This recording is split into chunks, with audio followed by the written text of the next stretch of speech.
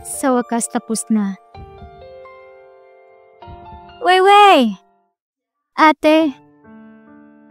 Weiwei, masaya ako at okay ang buhay mo dito. Hello, Xiaosheng. Malapit ka na ba? Pasensya ka na, Weiwei.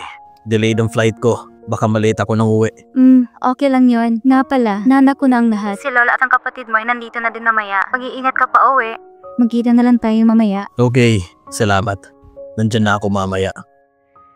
Anong problema? May gagawin pa ba si Bayo sa trabaho niya? Ganun na nga, may gagawin pa siya. Hindi siya makakauwi agad-agad. Kung gano'n na lang kabisi ang bayaw ko, malamang sa malamang ay kumikita siya ng mga milyones. Tama ba ako? Hindi, si Xiaosheng ay ordinaryong manggagawa lang. Pero kahit ganun, busy pa rin siya. Kaya di siya makakauwi agad. Okay lang yon, nandito naman kami. Siya nga pala, pupunta dito ang lola niya, di ba? Ayan na sila.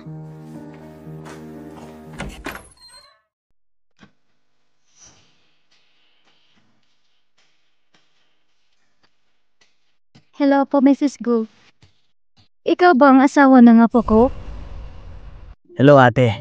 Ako pala si Gu Yishen, pero tinatawag nila akong Xiao Chen. Hello, Xiaoshen. Para sa'yo po pala, pasalubong namin ni Lola. Naku naman, nagabala pa kayo. Ang bayad niyo po, Mrs. Gu. Ate, ang cute yung dalawa ni Lola. Huwag na yung Mrs. Gu.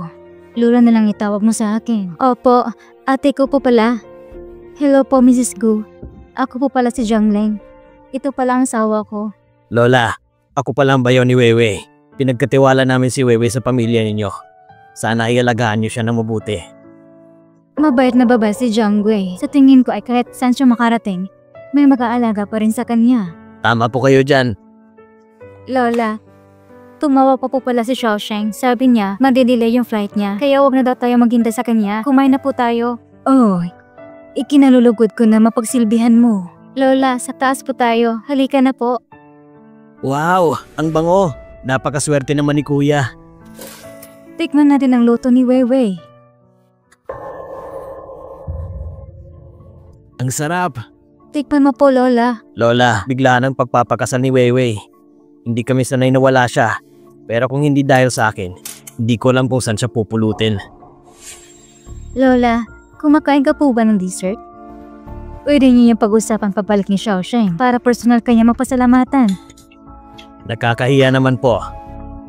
Sadyang ayaw ko lang malugi ang hipag ko. Tutal, mapag-usapan na din naman. Hindi pa siya nabibigyan ng regalo sa kasal. Ang pamilya namin ay naniniwala sa kahalagaan ng kasal at hindi namin pababayaan si Weiwei. Lola, hindi na po yun kailangan. Tutal, nanggaling naman po mismo sa inyo. Bakit hindi nyo na lang po ibigay sa akin yung pera? Ako na lang ang magtatabi para sa hipag ko. Magkano ba ang gusto mo? Di malaki. 500,000. 500,000? Kuya Zhu, ano mo pinagsasabi mo? Pwede bang wag na natin pag-usapan yan at kumain na lang tayo? O bakit? Pinatira kita sa pamamahay ko ng libre. Tama na yan. Nakakahiya ka. Sige, hindi malaki ang pamilya namin. Pero hindi kami nagkulang sa mabuting asal. O siya, kumain na tayo. Nag-aala lang din kasi ako kay Weiwei. Kain na tayo. Masarap yung niluto mo, Weiwei. Mukhang nasarapan din si Lola. Weiwei, pasensya ka na sa nangyari.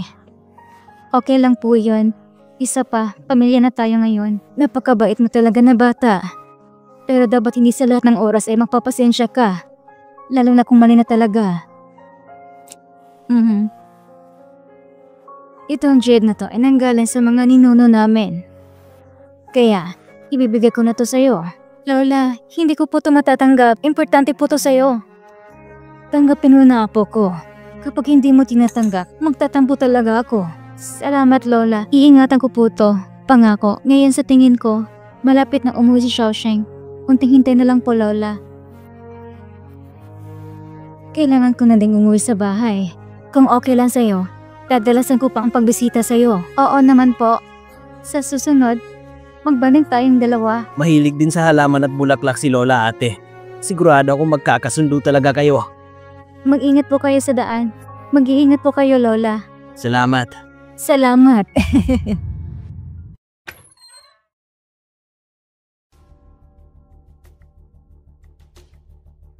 Anong ginagawa mo? Bakit ka ba nanggugulat? Nagtingin-tingin lang ako sa bahay. Basta-basta ka na lang pumapasok sa kwarto nang hindi nagpapaalam? Alam mo bang mali yun? Kinasal ka lang, ganyan ka na magsalita. Nung sa akin ka pa nagatira, napakaamo mo. Ginaganito mo na lang ako. Wala ka bang utang na loob? Hahabaan ko ang pasensya ko sa'yo. Ayaw kong makipagtalo sa'yo. Bakit? Tingin mo ba kaya mo na ako? Ikaw, dati nire-respeto kita bilang asawa ng ate ko. Pero ngayon hindi nararapat sa'yo ang respetuhin. Makipag-usap man lang sa'yo ay nag-aaksaya ng oras ko.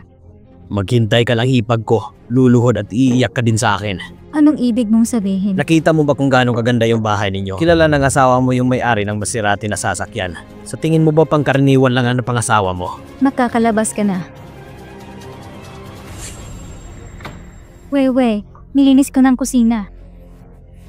Ako nang bahala sa iba, ate. Pwede ka na umuwi. Sige, mauna na kami ng kuya mo, ha? Sige. Wewe, sino sila? Xiaosheng, ate ko tsaka asawa niya. Ito ang asawa ko. Si Gu Xiaosheng. Ikaw palang bayaw ko. Ako pala si Zhu Xingwei. Hello. Ako pala ate ni Weiwei. Ako si Jiang Ning. Maraming salamat pala sa tulong mo. Pasensya na talaga. Ngayon nung ako nakarating. Walang problema, may susunod pa naman. Magsalo-salo ulit tayo sa susunod. Kumain ka na ba? Initin ko lang yung pagkain. Teka, okay ka lang ba?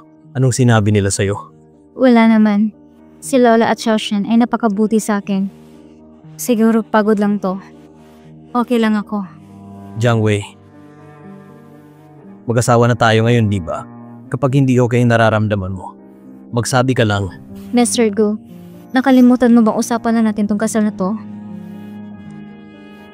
Ganun lang palang tingin mo. Mabuti. Ngayon alam ko na. Pasensya ka na, Mr. Gu. Ayaw ko lang na madamay ka pa sa gulo ni Zhong Xiangwei.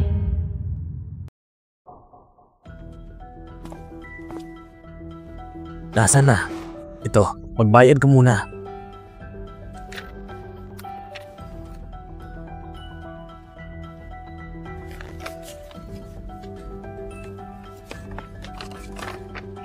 Sigurado ka na bang ito yung lahat? Opo, nahirapan pa naman akong hanapin at itakbo ang mga yan.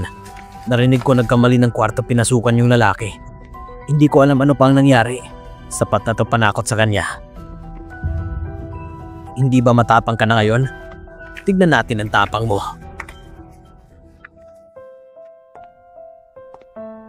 Weiwei, nakakagulat ka naman. Kanina pa patulala. Nag-alala ko sa'yo. Ano bang nangyayari sa'yo nitong nakaraan? Bakit para aligaga ka? Nag-away ba kayo ng asawa mo? Anong pinagsasabi mo? Hindi ko alam anong problema sa akin. Kunin mo na lang ako ng tubig. Sama na lang kaya kita sa ospital. Napaka-OA mo, wala lang to. Magpahinga ka na lang muna. Kapag may customer dito, ako munang bahala.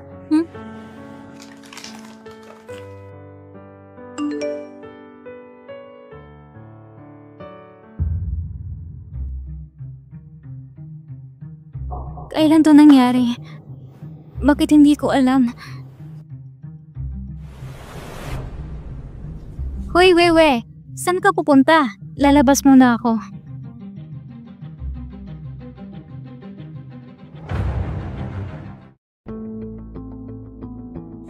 Hindi ba si Madam yon? Oo nga, bakit parang nagmamadali siya? I-report muna natin kay Young Master. Nakita po namin si Madam, kakalabas lang ng shop. Mukhang nagmamadali siya. Nakita ko nga. Susundan po ba namin siya? Nakalimutan mo bang usapan na natin tong kasal na to? Di na. Di na yun kailangan. Opo.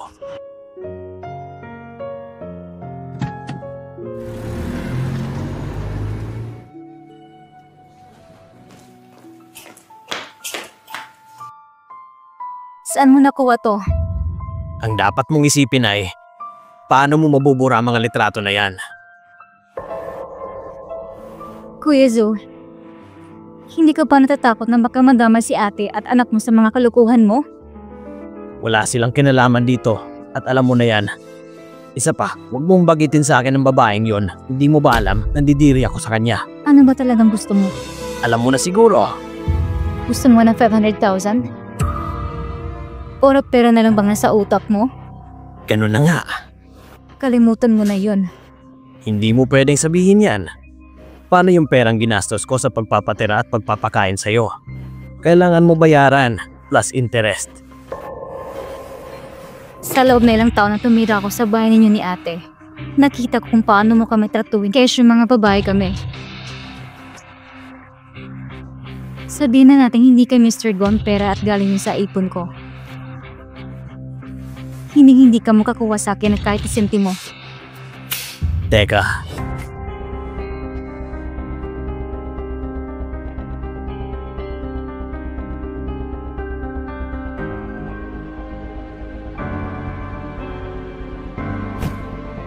Sa tingin ko ay dapat pag-isipan mo ng mabuti bago ka gumawa ng mga desisyon. Tingin mo, ano? Ano kayang iisipin ng asawa mo? Pag nakita niya mga to, pati ng ate at pamangkin mo, gusto mo bang malaman nila ang lahat ng to? Walang hiya ka talaga. Sobra akong nandidiri sa'yo. Tingin mo ba kaya mong buhayan ang pamilya mo sa sekretong pamamaraan? Tama ka. Maliit nga lang to. Kaya, dodoblihin ko ang singil. Sumasobra ka na. Sino ka para pagtasan ako ng boses? Tinutulungan na kita sa problema mo. Huwag mong isipin na kesyo kasal ka na ay makakawala ka sa akin. Kahit saan ka pumunta, hindi mo ako matatakasan. Ngayon, alam mo na ang kaya kong gawin. Mayabang ka pa dati. O kundi, baka gusto mo makipaglaro sa akin hanggang sa magsawa ako sa'yo. Kalimutan mo tong lahat. Maghihintay akong ibibigay mo sa akin ang bayad. At buburahin ko yung lahat. Pag-isipan mo ng mabuti. Malaki ang isinakripisyo ng ate mo sa'yo. At ang ate mo ay inosente at matatakutin. Kaya, kaya ba ng konsensya mong malaman niyang pukpok ang kanyang kapatid? Bakit nandito kasawa mo? Xiaosheng, Ikaw pala yan, bayaw. Anong ibig mong sabihin? Magpaliwanag ka. Xiaosheng. Hindi ikaw ang kinakausap ko. Magsalita ka. Ang sabi ni Jiangling, ordinaryong tao lang siya. Pero bakit parang natatakot ako sa kanya? Baka nagugulahan lang ako. Tama ka. Sakto lang timing mo, bayaw. Total, nandito ka din naman. Tignan mo to. Sa totoo lang, ayaw kong may ibang makakakita niyan. Ipag ko si Jiang Wei, responsibilidad ko siya. Pinoprotektahan ko lang naman siya. Anong ibig mong sabihin? Tumigil ka na. Hindi ko talaga alam saan nanggaling mga yan. Ngayon, alam na niya na pukpok ang napangasawa niya. Tignan natin kung anong magagawa mo ngayon. Hintayin mo lang na iwan ka ng lalaking to. Alam kong naniniwala sa akin si Xiaosheng. Magtiwala ko sa kanya. Asawa ko si Jiang Wei. Mas kilala ko siya kaysa sa'yo. Hindi mo ba naririnig ang sabi ko? Isa siyang pukpok. Tumahimik ka! Maayos ang pakikitungo ko sa'yo dahil may respeto ako sa asawa ko. Kung wala ka nang sasabihin, aalis na kami. Wei, tara na.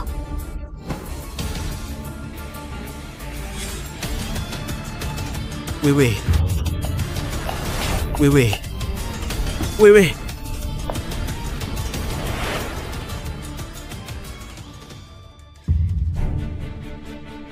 Tangina. Ordinaryong tao lang ang lalaking yon. Pero paano ko siya mababalikan?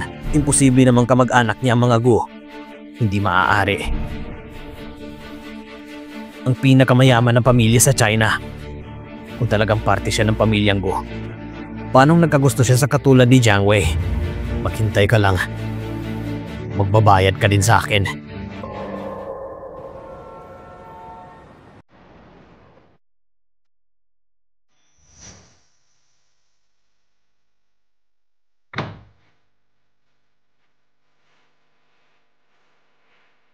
Nurse, kumusta ang asawa ko? Okay lang ang misis mo.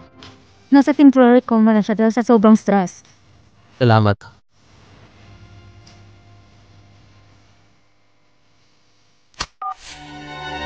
Hello. May papaimbestigahan ako. Ano kung totoong sinabi ni Zhong Xiangwei? Naniniwala ako sa'yo. Alam kong nagsasabi ka ng totoo. Ko Xiaosheng, bakit gano'n na lang tiwala mo sa akin? Inagtanggol mo pa ako. Bakit ang bait mo sa akin? Kasi ikaw ang asawa ko. Kung hindi ako maniniwala sa'yo, sino na lang ang maniniwala sa'yo, di ba? Pero dahil sa akin nadadamay ka. Okay lang. Huwag mo nang isipin ang mga bagay na yan. Kailangan mong pahinga. Okay? Weiwei! Weiwei! Lola? Anong nangyari kay Weiwei? Bakit nasa ospital ka? Lola, paano mo alam na nandito ako? Iniisip ko na bisitahin ka sa bahay niyo. Kaya tinawagan ko si Xiao. Pero sinabi niya nasa ospital ka daw. Lola, di ba sabi ko hindi mo kailangan pumunta? Kapag hindi ka umuwi, mag-aalala si Jiangwei sa'yo. Malagsipon naman ako. Hindi ka dapat nag-alala. Teka, ikaw ba ang may kagagawa nito? Tama ka po. Kasalanan ko kung bakit siya nandito. Pasaway ka talaga. Alam mo ba kung gaano kahirap paghanap ng asawa ngayon? Kapag hindi mo siya inaalagaan ng maayos, hindi kita mapapatawad. Lola, mas lalo kang gumaganda kapag naglalabog ka. Weiwei, gusto sana ni Lola na tumira muna sa bahay niyo. Okay lang ba? Lola, pareho kami nagtatrabaho ni Xiaosheng. Maiiwan ka mag-isa sa bahay. Walang magbabantay sa'yo. Hindi ka pa magaling. Papasok ka pa rin. Tama. Kung hindi ka pa magaling, magpahinga ka muna kahit ilang araw. Sasamahan ka ni Lola. Tingin mo ba matanda na si Lola? Alalahanin? Ay hindi po, Lola. Pwede ka tumira sa bahay. Hanggat sa gusto mo. Salamat, apo ko. Lola, samahan na po kita mag-ipake ng gamit. Jiangwei, magpahinga ka muna. Babalikan kita mamaya. Magpahinga ka muna ha. Mauna na si Lola. Halika na, Lola. Dahan-dahan na, Lola. Lola, may business trip na naman ako. May iiwan ko si Jiangwei sa'yo. Oh, bakit? Tingin mo ba aapihin ko ang asawa mo? Baka lang naman. Nagkakamali ka. Mag-focus ka na lang sa trabaho mo. Hindi maayos ang pakiramdam ni Weiwei. Mas mabuting samahan ko muna siya. Lola, nangako ka. Hindi ka mangingialam sa buhay mag-asawa namin. Matanda na ako. Bakit ko naman pag-aaksaya ng lakas ang mga ganyang bagay? Kayong mga kabataan talaga. Mapupusat masyado kaya napagod si Weiwei. May masamang nangyari kay Jiangwei. Sabi ko, isa siyang pokpok!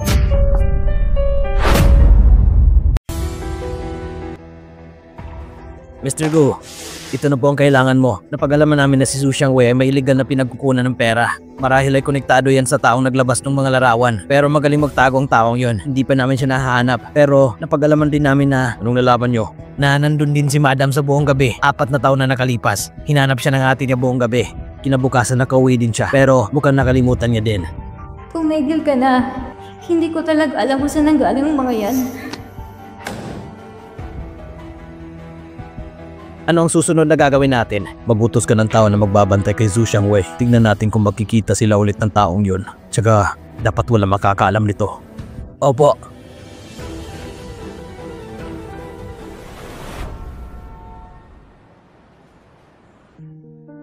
Buti na lang nakauwi ka na. May pagkain sa kusina. Initin ko lang. Sige, salamat. Tingnan mo tong batang to. Anong akala mo sa asawa mo? Katulong? Tulungan mo siya. Sige po.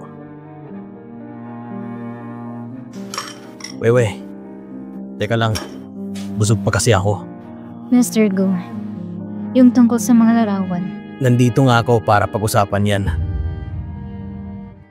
Huwag kang mag-alala. Peke ang mga larawan na yun. Gusto ko lang takutin ang bayaw mo para pumayag ka sa gusto niya. Buti naman. Peke yung mga larawan.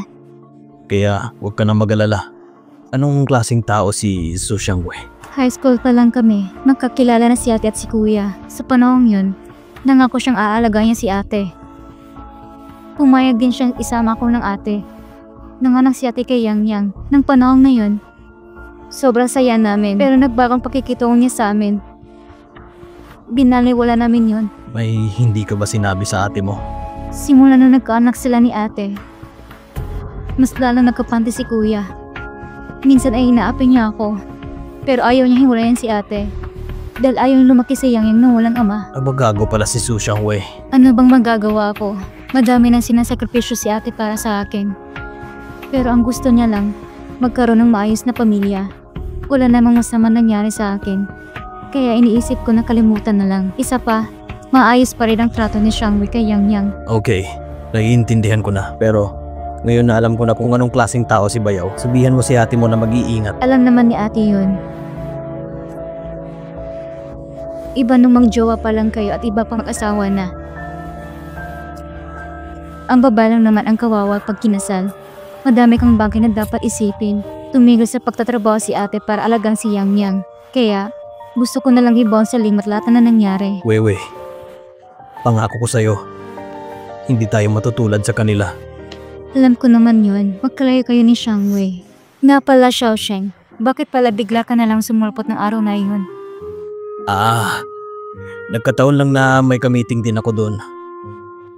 Tapos nakita ko kayong dalawa. Kung hindi ako mismo yung nakakita, hindi ko iisipin na inaapi ka niya. Pasensya ka na, Xiaosheng. Nasanay kasi ako na ako lang. Kaya di ako sanay humingi ng tulong sa iba. Jiang Wei, ilang beses ko nang sinabi sa'yo, ngayong mag-asawa na tayo. Kapag hindi ka okay, magsabi ka lang sa akin. Xiaosheng, salamat. Kung gusto mo talaga akong pasalamatan, may papagawa ako sa'yo. Hanggat kaya kong gawin, gagawin ko. Hindi ako tatanggi. Tabi tayong matulog ngayong gabi. Huh? Matalino kasi si Lola. Kapag nakita niya tayong nasa magkabilang kwarto, baka maginala siya. Baka magkakaproblema pa tayo noon. Pero kung gagawin natin yan... Ngayon pa lang, nakasilip na siya sa atin. Chismosa talaga si Lola. Dali na kasi. Tutulungan na kita dito, mahal. Kahit wag na. Di ba nga pagod ka galing trabaho? Sama mo na lang kasi si Lola sa baba. Sige, bababa na ako. Okay.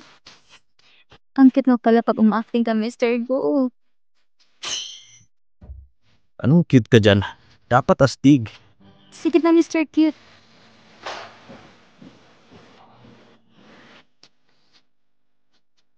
Apo ko, manood ka ba ng TV kasama si Lola? Lola, kahit anong gusto mo, gagawin ko. Kahit anong gusto ko? Gusto ko ng apo. Maayos at malusog na bata. Kung anong gusto mo, gagawin ko, di ba? Ikaw masusunod. Magpapahinga na ako. Itong batang to talaga. Isip bata pa hanggang ngayon. Kung hindi ko pa pagsasabihan, hindi rin talaga gagawin. Lola? Lola, iluglog mo po ang paa mo dito. Salamat. Nakaka-relax. Wewe, maraming salamat. Walang anuman po, Wewe. Anong tingin mo sa apo ko? Si Xiaosheng? Mabuting asawa sa akin si Xiaosheng. Lokohin mo na lahat. Huwag lang si Lola. Talaga bang kinasal kayo? Oo naman po. Nakatira nga po kami sa iisang bahay eh. Talaga? Ay, kung ganun, bakit naman napaka-formal mo sa amin? Lola, ano po kasi? Wewe, si Lola na magsasabi sa'yo. Habuan mo pang pasensya mo. Lalo na sa apo kung si Xiaosheng. Huwag mong alalahanin ang lagi niya nakabusamot ng mukha. Nakikita kong iba siya sa'yo. Dahil sa'yo, unti-unting lumalamot ang puso niya. Alam kong sa Bennett kayo unang nagkakakilala, hindi magkakilala ng lubusan. Normal lang bilang babae ang mag-alala. Pero alam kong malalagpasan niyo ang lahat. Kapag tumagal, makikilala mo din naman siya, di ba? Kaysa maghihintay ka na magpapakilala siya, mas mabuting sunggaban mo na siya agad. Tulong! Ganito ba talaga maisip ang mga matatanda? Lola, ano po kasi? Gabi na, hindi pa kayo matutulog? Lola, mapapahinga na po ako. Sige.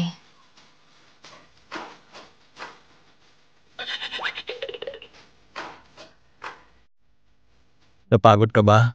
Hmm. Good night, Lola.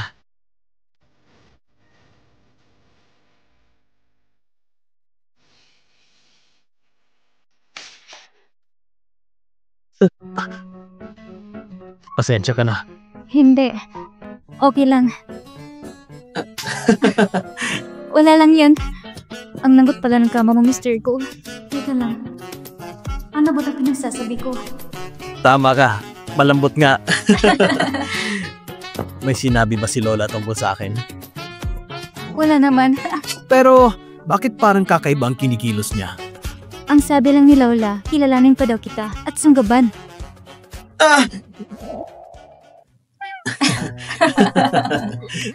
Ganun talaga sinabi ni Lola. Hindi ka naman natatakot, di ba? Hindi naman. Bata pa ako, kasama ko na si ate. Ngayon naman kasama ko si Lola. Masarap sa pakiramdam na may nag-aalaga sa'yo. Kung okay lang sa'yo, ang pamilya ko, ay pamilya mo na din. Oo nga pala. Kailangan mo na magpahinga. May trabaho din akong tatapusin.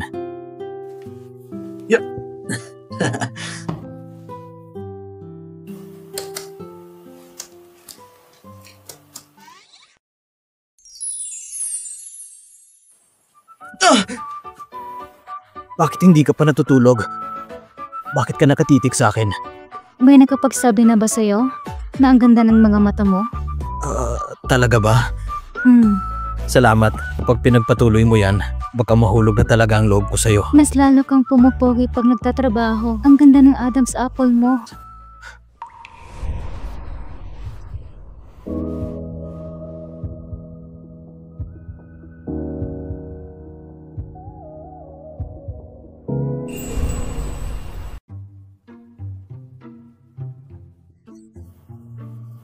Gumagabi na.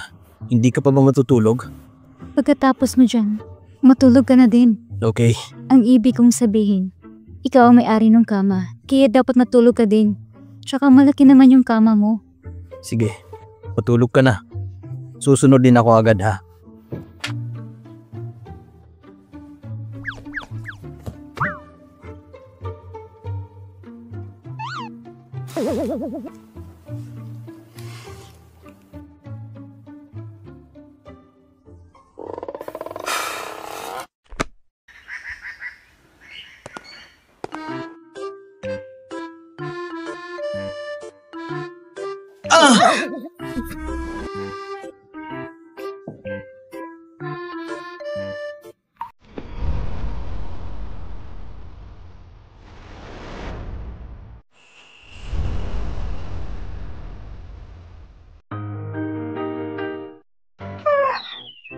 Pasensya ka na. Naihipit ng buhok ko. Okay ka lang? Okay lang ako. Kilala ko si Lola. Alam kong nakikinig siya ngayon sa pintuan. Titignan ko.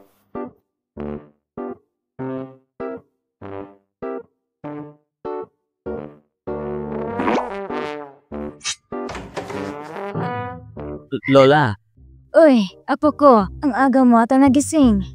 pero mas maaga ka pa rin, Lola. Gumising ng maaga para healthy ba? Sige, mag-exercise ka na. Mag-exercise na ako.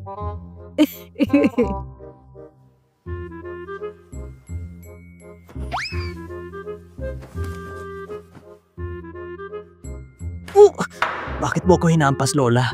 At bakit hindi? Sa edad kong to, lulukuhin mo pa ako?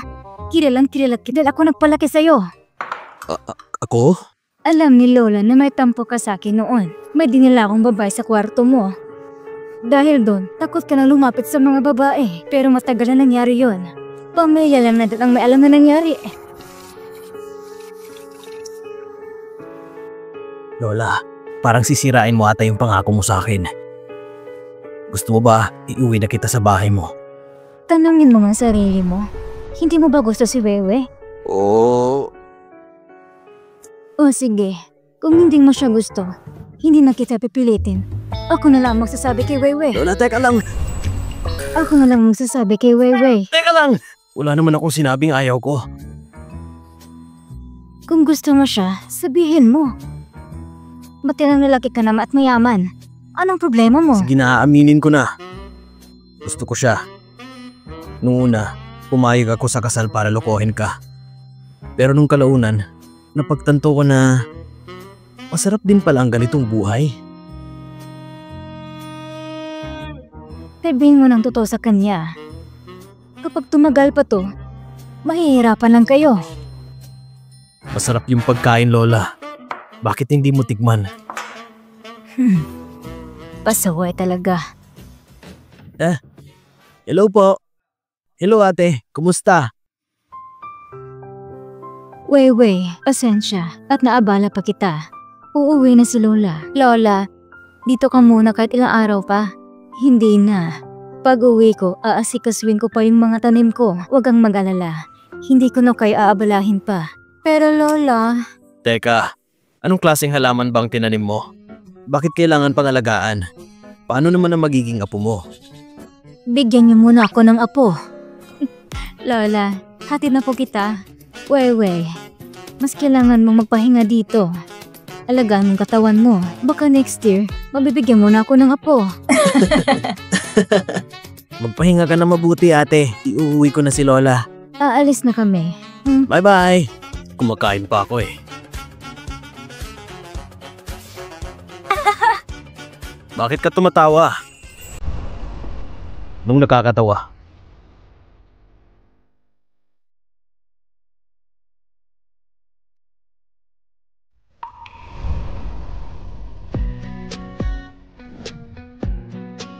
Anong ginagawa mo? Gusto kita. Ano? Hindi ko narinig. Pakilakasan? Sabi ko, magtatrabaho na ako.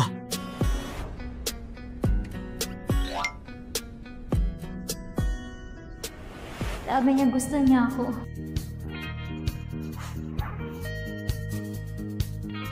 Hello po. Malinis na po si Rongrong. Kailan niyo po siya susunduin? 8 PM po ba? Okay. Sige po. Bye. Hello. Weiwei, bakit ka nandito? Magaling ka na ba? Alam mo, isang pahinga pa. Magiging lumot na ako. Basta mag-iingat ka. Sobrang busy ko nang wala ka dito.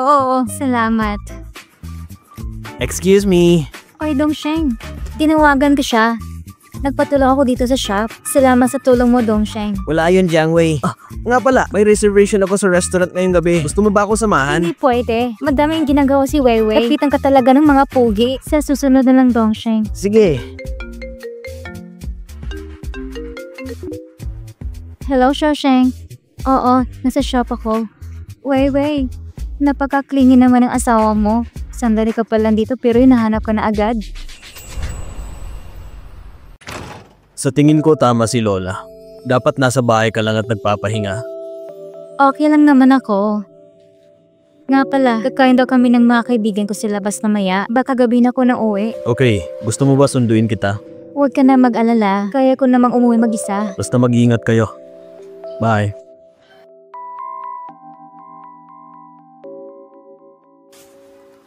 Young Master, may meeting ka po kasama si Mr. Lu mamaya. Pag-uusapan niyo daw ang investment project sa mga susunod na buwan. Okay, tara na. Yes, sir.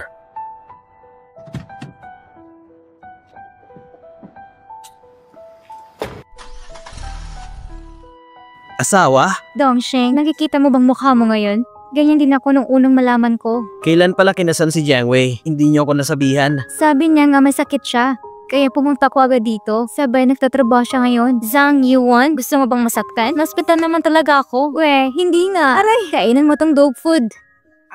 Ayoko. Mr. Gu, sila ang mga lin na sinabi ko sa'yo. Mr. Zhang, Mr. Shen. Hello. Hello. Hello. Pasok po kayo. Sa loob na lang tayo mag-usap.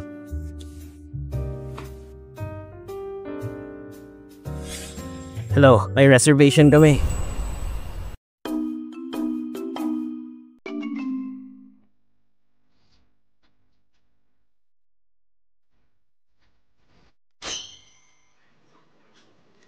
Dongsheng. Ang mahal naman ata dito. Ate, okay lang yan. Ako nang bahala. Pumili ka lang. Akin na nga, nahiya pa kasi siya eh. Sige. Tatlong serving nga nito, tsaka nito. Yan lang sa akin. Okay po. Titignan ko baka may special dish ngayong gabi. Okay, sige. Kaka-graduate lang ni Dongxin sa college. Hindi tama na umorder ka na ganun kadami. Huwag kang mag-alala. Mayaman naman ang pamilya nila. Kung tutuusin, barya lang to sa kanya. Kaya huwag kang maawa sa kanya. Isa pa, nagpapasikat lang naman ang batang yun sa'yo. Hindi kaya dahil inuutos-utusan mo lang siya, kaya napakamasunurin niya? Ha? Hindi ah. Bakit ko naman gagawin yun?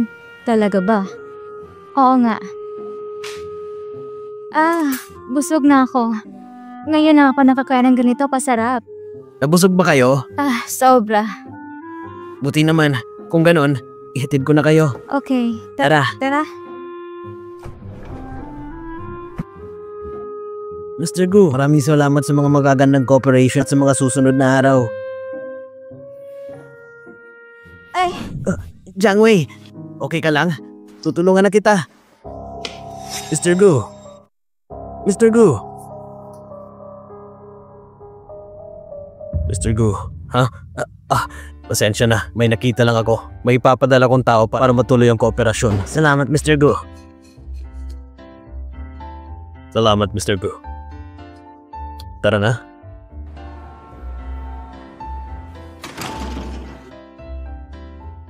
Mr. Gu, maaga ka ata nakauwi. Sino ba yung kasama mong kumain kanina? Di ba sinabi ko na sa'yo?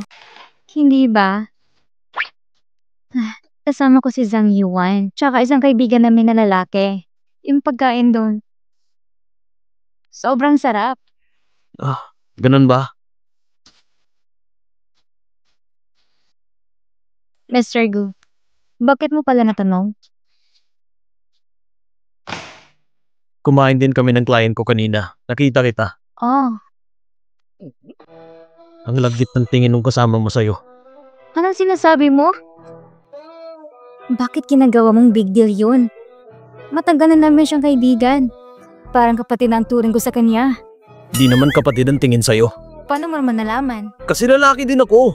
So ang sinasabi mo, pati bata at matanda, lahat ng lalaki sa mundo, kailangan kong iwasan? Ganun ba? Hindi yun yung point ko. Iba kasi yun siya. Nakita ko talaga na iba ang tingin niya sa'yo. Anong gagawin mo? Mr. Gu, nagsiselos ka ba? Nagsiselos? Bakit naman ako magsiselos? Yung totoo, nagsiselos ka.